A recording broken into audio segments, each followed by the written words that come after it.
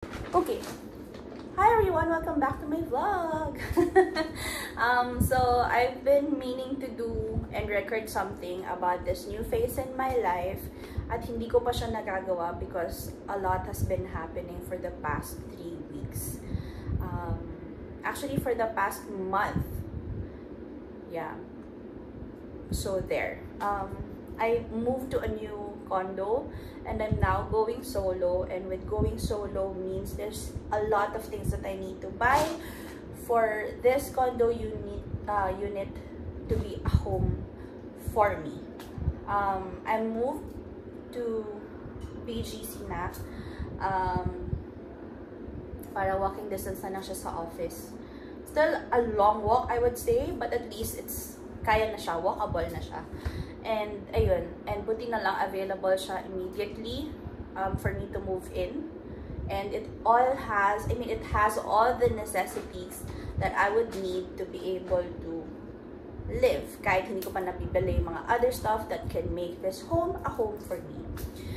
There. So, thankfully, yung office namin is malapit sa Landmark dito sa BGC. So, I was able to buy some stuff na and then umuwi din ako sa Bulacan to get some stuff because bakit ako bibili kung meron naman sa stock ng nanay ko, diba? Ayun. But some things, syempre, I have to buy. Kasi nakakapagod na siyang bilhin. ay bitbitin from Bulacan to here. Also, di ko na kayang mag-intay sa Shopee or sa Lazada or online kasi feeling ko mababaliw na ako kapag hindi ko pa nabili yung ibang mga bagay na pwede ko naman nang bilhin kaysa intayin ko pa just because it's way cheaper. Although, yun nga, medyo masakit lang talaga sa bulsa, but whatever. It is what it is. The price I pay because I am not super patient in waiting. So, without further ado, papakita ko lang kung ano yung mga nabili ko sa IKEA. And my first time going sa IKEA. So, nag-IKEA kami nung mga staff ko last week. Last week pa to, so last week pa siya nasa lalagyan. Hindi ko siya na natatanggal. Ganun ako kawalang time. And then, naisip ko lang parang, bakit hindi ako mag-video about my IKEA haul. It's not really super dami, but yeah. And isasama ko na din dito sa IKEA haul na to. Supposedly, yung mga cute stuff na nabay ko sa Knittery. Kasi si Knittery is just across the condo where I'm living. Ayun. Pero, nandun na siya. Ginagamit ko na siya. Yung ibang mga gamit. And hindi naman sobrang dami yung nabili ko sa Knittery. Essentials lang. Which is, and ang highlight is ito. This basurahan. Sobrang cute niya, diba? Sobrang cute itong basurahan na to. Hindi ko siya mabitawan. So, I had to buy it kahit medyo parang, shit, ang mahal niya. Pero parang, okay na yan. Cute naman siya eh. So, yun. Ito na lang yung basurahan ko sa, what do you call this? Dun sa CR. Kasi maliit lang naman yung CR. And, thankfully, the condo collects basura every morning. So, hindi talaga ako matatambakan ng basura. So, I don't really need a big basurahan. So, ayan. Enough na siya. Wala naman siyang laman and malinis naman siya because, again, hindi ko natatapon ko naman siya everyday. And this, ito, oh my God, sobrang saya ko dito. Forgot what this is called. Diatomite clay something. So, this is what I put dun sa paglabas ng place kung saan ka maliligo. Yun. So, imbes na bath mat, ito yung binili ko para na-absorb niya kagad yung water. Okay lang naman sana yung bath mat, no? Wala naman akong issues doon. Pero feeling ko mas prone siya sa molds. And ito, hindi. So, yan. I'm quite unsure if meron yan online, but if they do, search na lang kayo ng similar doon. Kasi I think sobrang saya nito. Kasi yun nga, parang less prone sa mold yung bathroom. And hindi mababasa yung bath slippers kapag ginamit. Basta, yun, yung mga super OC people, I think magigets nyo ko na ayoko ng feeling na from the banyo, basa yung slippers and then yun. I have a few space. I have a small space lang.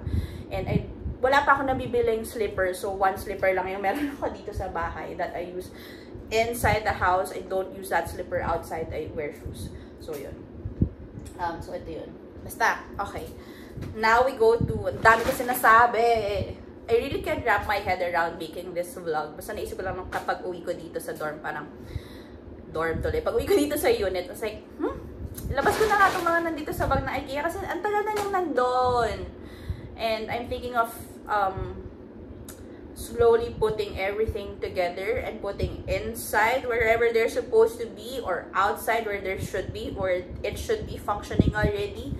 And then, para hindi ko na siya isipin sa weekend because the weekend is one of a general, kind of a general cleaning day. Okay, ang dami ko na namang sinabi. So, there. Anyway, one of the things that I was able to buy dun sa IKEA was itong legendary tabo nila. Wala lang, cute lang siya. Nakita ko lang so parang, sige lang ko ng tabo. Kasi, may veranda ako. And syempre, gusto ko lagi nililinis yung veranda.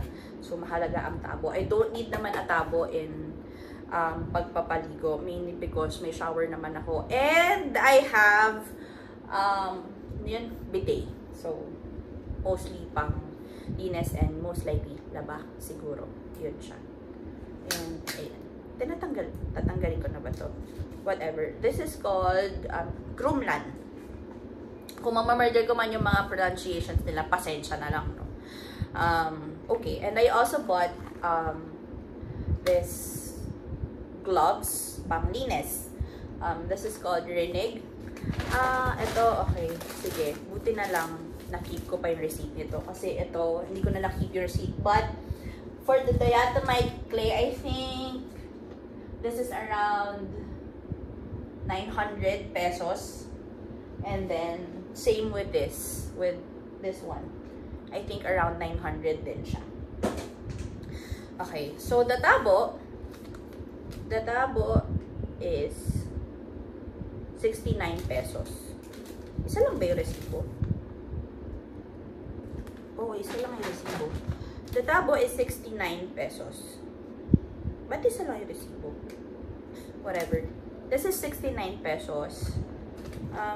This one is, ito yata. Ito ba? Ito nga yung resibo. Ay, hindi na ito yung resibo. Nawala ko yung resibo. I'm so sorry. So, whatever. Bala na. Ito. Gloves. Apparently, may sizes pala siya. So, I initially got the small one. Tapos, nung pagbaba namin dun sa mga stock section, ay palit ako to medium. And then, I also got this lalagyan. So, this is called Ranan. I was thinking kasi of getting a steel lalagyan para dun sa mga gulay like garlic, onions, and stuff. Pero ang mahal niya. Ilalagyan ko lang naman siya ng mga gulay. So, as much as I would like things to be aesthetically pleasing in this condo unit, I'm more into function rather than that. So, as long as it's plastic, hindi siya metal, pero at least pwede ko siyang linisin. So, there. Doon ko lalagay yung mga gulay-gulay. And then, I bought this, dalawa. Crops Varm. Yan. Ano siya? Parang scent bag siya that I can use for my closet. So, bought two just to test. And wala dito yung price niya. And then I bought also, ang gulo pala nito, no? Anyway, I bought this, I don't know how it's gonna be pronounced. Upfield. Yan. Upfield. Parang siyang microplane grater. Ayan, yan siya. Parang siyang microplane grater. So, binili ko siya kahit may pang-grate na ako. Pero kasi yung pang-grate ko is, wala, normal na pang-grate siya ng cheese. Iba pa rin yung microplane, no? Lalo if I'm gonna grate ginger, garlic, and onion and stuff. And if magsizest ako, this is what I need. Kasi naman nakakapagluto na ako, diba? Pero sige, bumili na ako. Whatever. I also bought this. Dalawa sila. Magkaiba sila ng flavor or amoy. Ayan, yan sila. Struxton. Scone. And Lunier or whatever. This is more flowery and this is more fruity. And then nilalagay sila sa isang lalagyan para siyang what do you call this? Pang-scent. Pang-scent lang siya ng bahay. So, wala pa kasi akong what do you call that? Yung reed diffuser, nasa Bulacan siya. Nakuha ko na siya ngayon. So, meron na ako. Pero, bago ko nga siya makuha, nabili ko na to. So, there. And then, I bought a mixing bowl. I've been meaning to buy a mixing bowl kasi nga, bala kong magbabad ng meats and stuff. Pero, for some reason, hindi ko pa feel bumili nitong mga nakaraang araw. Pero, nung nasa IKEA kami, parang, okay, sige, mabayad because we're here. Mixing bowl. Tapos, bumili din ako ng nito. Ang cute eh. This is called Kalas. Yan. These are spoons. Colorful spoons. Wala kasi akong kutsarita. Tapos sabi ko parang, oh, cute. It's colorful. Bili. Okay? And then, I bought this, yan. Bulbs. This is number 14. E14 na bulb. I bought this kasi ito yung nire-recommend na bulb para dun sa lamp na binili ko. Finally! Nakabili na ako ng lamp after so many days of like checking. I checked online. Alam mo yung parang, ay gusto ko yung lamp. Pero parang, why is it so mahal? But whatever. I saw it na sa IKEA and then binili ko na. So that's the first bag. Now we go to the large bag. Which is this bag. Okay? So this bag contains this one. This is bag muck. Okay? Yan yung name niya. Ito is parang siyang liner because I bought these. These are racks that I can like open up and gano'n. Tapos pagpapatong-patungin ko siya. Tapos ipapatong ko siya dito. Okay? Siguro next time kapag nag-condo mini tour na ako as if naman magtutour ako. Pero parang gano'n. Basta bubuksan mo lang yan. Yan. Nakikita nyo na yan. Bubuksan nyo yan. Tapos papatong nyo lang doon. Tapos pwede siyang pagpatong-patungin. Sabi doon sa store. So I bought 3. Because I think enough naman na siya for my shoes. Kasi, ang mahal ng shoe rack, okay? Yung mga aesthetic na shoe rack are like super duper mahal. Di ko kaya. Plus, I was thinking, if I'm gonna move out of this unit and find another unit which is cheaper because, dude, sobrang mahal ng rent dito sa BGC. Pero parang, ito kasi yung available plus it's near the office. So, yeah, I'ma get it. Let's see where it goes after a year. So, inisip ko, so if after a year I decide to move out, it's going to be super hard for me to move out things if I buy a lot of big stuff. So, yun, naisip ko parang maganda na lang. Plus, di ba dapat nahahanginan yung mga sapatos? Bakit nyo kinukulob? Anyway, yun. Yun siya. So, tatlo nito. Ang dami ko sinabi. Tatlo nito, and then yun yung parang liner. Pakita ko na lang siguro next time how it looks like. I hope it's not gonna look bad. Right now, meron naman kasi siyang shoe rack doon. Yung parang gano'n na nasa Shopee. Pero kulang talaga siya sa shoes ko. Hindi naman madami yung shoes ko, pero kasi konti lang yung lalagyan. Okay? Kaya yung shoes ko lahat ngayon nakakalat lang siya doon.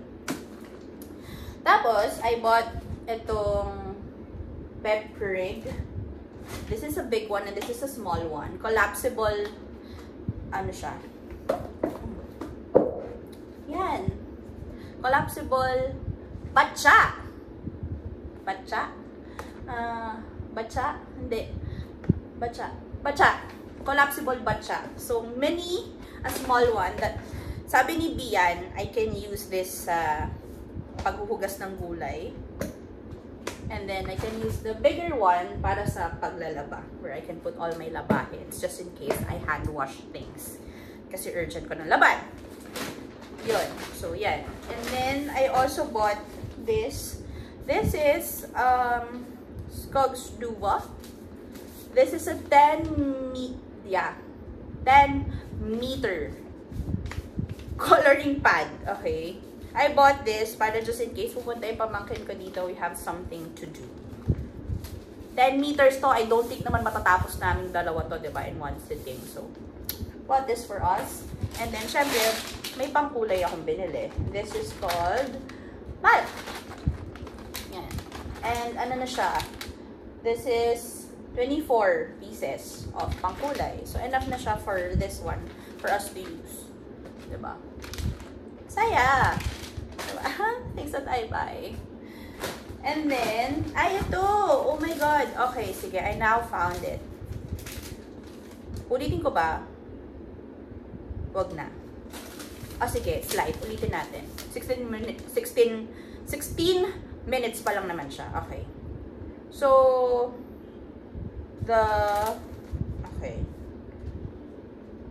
shoe mat, which is ito, yung liner na sinasabi ko kanina, is 150 pesos. The potpourri, this one. Yun pala, yun, yeah. Now I remember, yeah. The potpourri. This one. Yeah, I was thinking kung ano nga bang tawag dito. Potpourri. Yeah.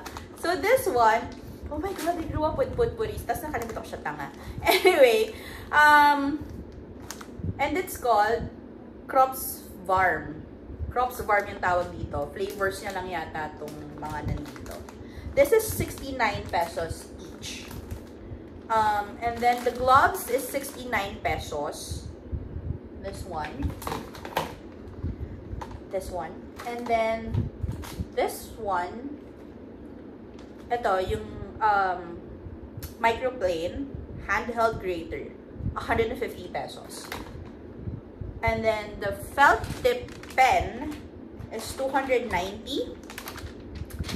The mini wash tub is 160. And the big one is 250. And then the water scoop, or ito, yung tabo. Tabo? Tama ba? Water scoop eh. 69 pesos. And then the kalas, this one is 30 pesos. 30 pesos? 30 pesos lang to. Ba't isa lang binili ko? 30 pesos lang siya. This is super sulit. And hindi siya like flimsy plastic. It's not flimsy plastic. It's hard plastic. Should have bought more. Anyway, and then the shoe rack, this one, is 200 pesos. See, yung shoe rack na to in total is 200 times 3, 600 plus yung lining niya. 150, so that's 750. And then yung mga shoe rack na nakikita ko, even yung nandun sa may market, the cheapest costs 1,000 pesos. Okay na to. I think it's a win for me. Hindi lang siya masyadong aesthetically pleasing, but yeah, whatever, it's a shoe rack. Whatever. And then this basket, the Ranen one, is 100 pesos. Not bad. Okay. This is not bad. Okay, it's a win. I won. Okay.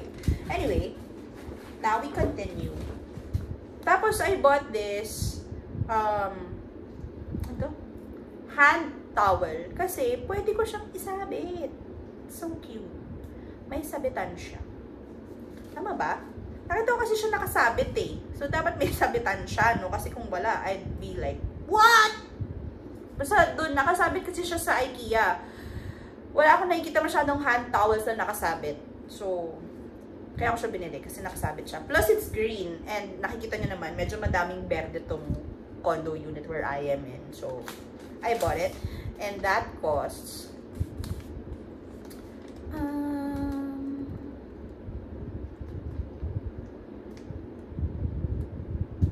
wait, where is it?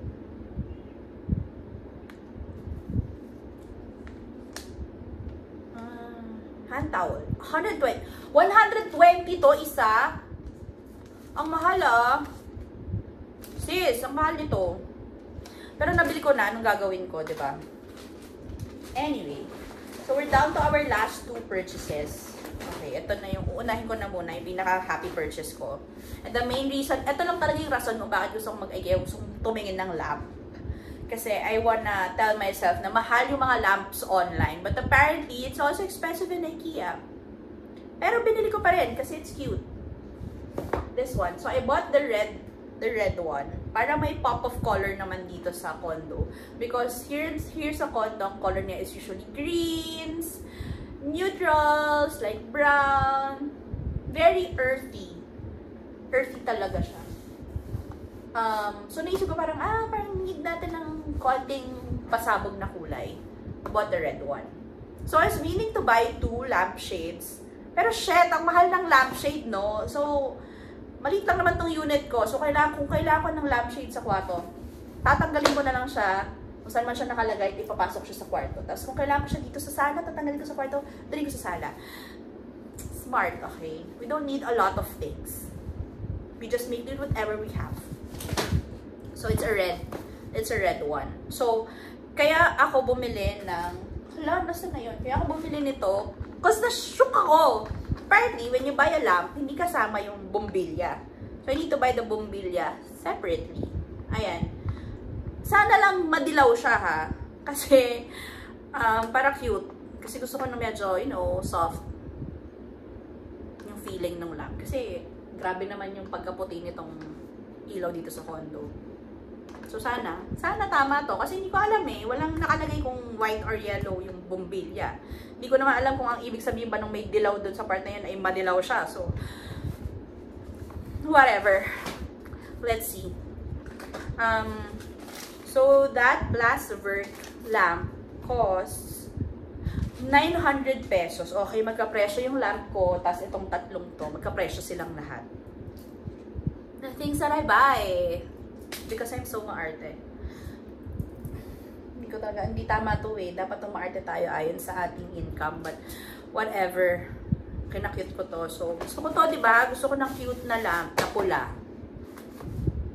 So, sana masaya siya. Sana the red color brings love in my life. Ayan, ma-attract niya talaga ang pag-ibig. Okay. And last but not the least, bumili ako nito. This is a picnic set. Kasi, may nakita kasi akong ganito na set. Parang set na siya ng kutsara na 6, set na kutsara ng fork na 6, set ng kutsilyo na 6, tapos set ng bowls na 6, set ng plato na 6, tapos set ng baso na 6. Pero, ang kulay nila is ganito, super colorful. I was thinking nung una, already put it sa cart ko, parang, cute, matutuwa yung pamangkin ko if he goes here. Kasi nga, initially, ang iniisip ko, bibili lang ako ng mga disposables para kapag may bisita ko, if ever I start to accept visitors, because now, ayoko muna magbisita, disposables na lang, para din hindi ako ma-hassle maglipet. But then, we love Mother Nature, diba? Mahal natin si Mother Nature. So, dun tayo sa sustainable. At hindi naman ako magbibisita ng 20 in one go, diba? So, I think, tama lang. Initially, nabibilin ko yung set of 6. Kasi cute naman siya eh. Kaso, yun nga, nakita ko to. Which is parang, oh my God. This is like the color of the house. Neutral. Pang tita. Alam mo yung kulay ng mga pang picnic natin before na Tupperware? Ito yun, sis. Ayan, yan. Diba? Yan yung kulay nun. It reminds you of Tupperware. Yung certain class ng Tupperware na dinadala lang sa swimming. Na alam mo, medyo nakakaluwag-luwag tayo sa buhay kasi ganito yung kulay ng Tupperware set natin. Gets? Diba? Ito yun. Very Tupperware. But it's from IKEA. And it's called Marulk. So it has 4 spoons, 4 fork, 4 cuchillo, for plato, for nabaso, this net, and ayan, na-arrange ko naman, nasa loob yung mga kutsara tinidor. And ayan, diba? Sobrang cute niya. At least may lalagyan na siya, diba? Pag nilagay ko siya doon, tas na lalagyan already. There. Pero I think bibili pa rin naman ako ng mga disposables for the sake of it. And this costs, wait, ano to? Marulk. The Marulk costs, Marulk, 450 pesos. Shoota, medyo mahal siya. Ang mahal, okay. Mahal! Pero, okay, wala na tayong magagawa doon. Nabili ko na siya. And again, this will remind me of me being that tita that has that